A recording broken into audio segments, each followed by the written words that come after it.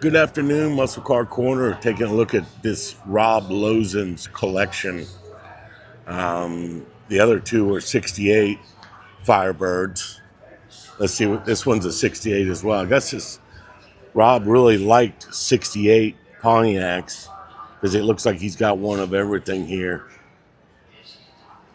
XN code 400 V8 with Ram Air. Boy, this thing looks beautiful in this silver. It's kind of a off silver though. It's got a little green in it, and a little bit of a little bit of green. I don't remember this color right offhand. Love the steering wheel on these. That's cool. Now this one doesn't have a clock in it on the console. Wonder why. I love that tachometer. As if you could really look at that. Back in the day, it was just the novelty of having a tack on the hood that was super cool, but I drove one of these cars and I don't remember it really looking at that tack. You're trying to look at where the heck you're going. The heck with the tachometer. I can hear where that motor's at, by ear. So it's funny. I got a interview with Butch Leal. This got nothing to do with Pontiacs, but I had an interview with Butch Leal, and he says, it's all about being light. He says, you take this tack, you see this tack, you throw it up in the air, and it hits you in the head, and it hurts. It weighs something. Who looks at a tachometer, he says.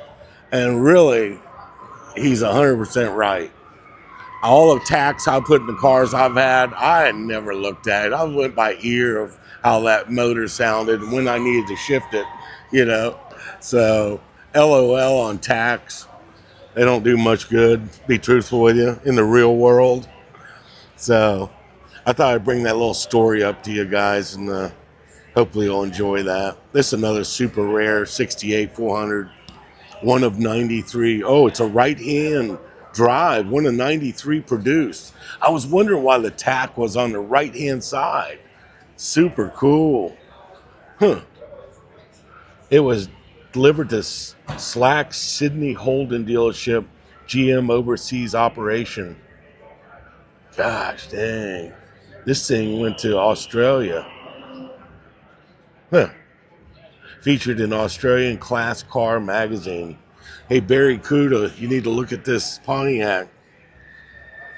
My buddy in Australia. Here again, that color. I don't know what the heck that is. It's a strange color. I don't remember this color. Beautiful 67 GTO. Just simply amazing restoration on it.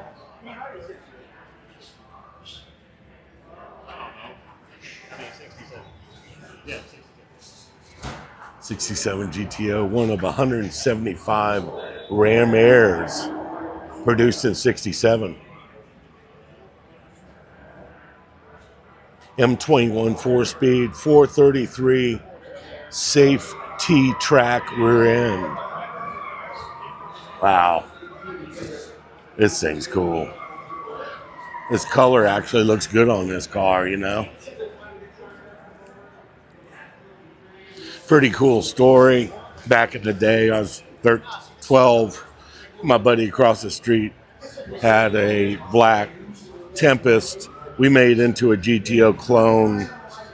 We did a 389 with 421 heads, what I remember, in a 3/4 race cam. It was a 355 12 bolt with a M21 4-speed that we put behind it. And that was one of the first cars me and a buddy of mine built when we were kids. And we had borrowed a big chain hoist that went over a big oak tree, and we pulled the motor out that way, me and him. And we had no supervision on it. We just built this car and sent the motor off to a machine shop. And long story short, it was black with red interior, 4-speed. We were 8-track in it we'd be cruising the streets, had Krager's all the way around it. We were cruising the streets, man, just letting that cam rumble, smoking some tires and many other things back in the 70s. But it was a good time.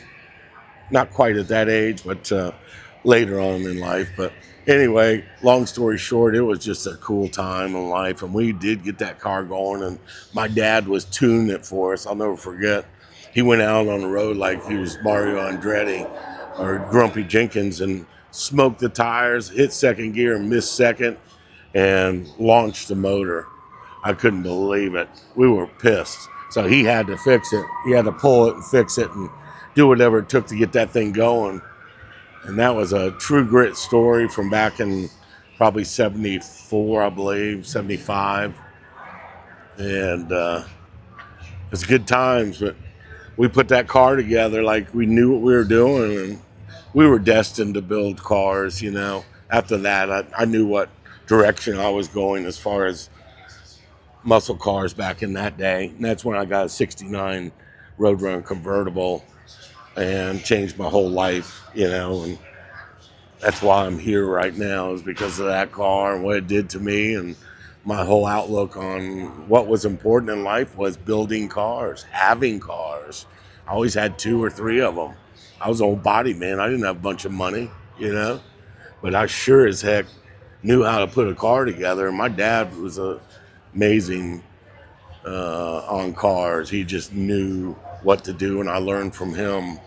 So kind of cool growing up in the late 60s, early 70s, all the stuff we did. But that Pontiac clone GTO that me and my buddy built, you know, it'll always be etched in my mind as one of the first Pontiacs that really made me realize what a Pontiac was and how quick they were. And we had, like I said, a 3/4 race cam is what they called it back then. It's a Racer Brown, I believe. I forget, but that thing sounded good, boy. Those headers, woo. We ran a couple times with open headers, pulling that 4-speed, and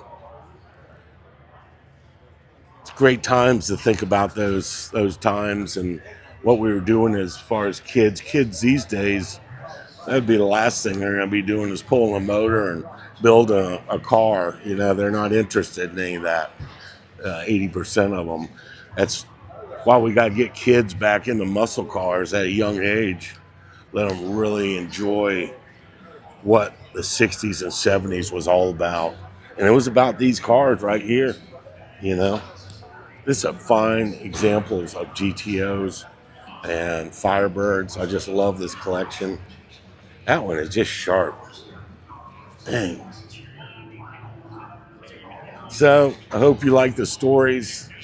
I try to throw in some stories as I can when it's a car that I know we've built or I've had, and or a friend had, or my dad had, or a neighbor had. Those are just kind of stories that make up my existence of who I am and why I'm so crazy about muscle cars. Yeah, I want to bring that passion to y'all and just really loving doing this YouTube, and it just fits me so well. Here for 2 weeks looking at these cars, and it's just crazy, man. I'm in awe the whole time. In my element, you would say.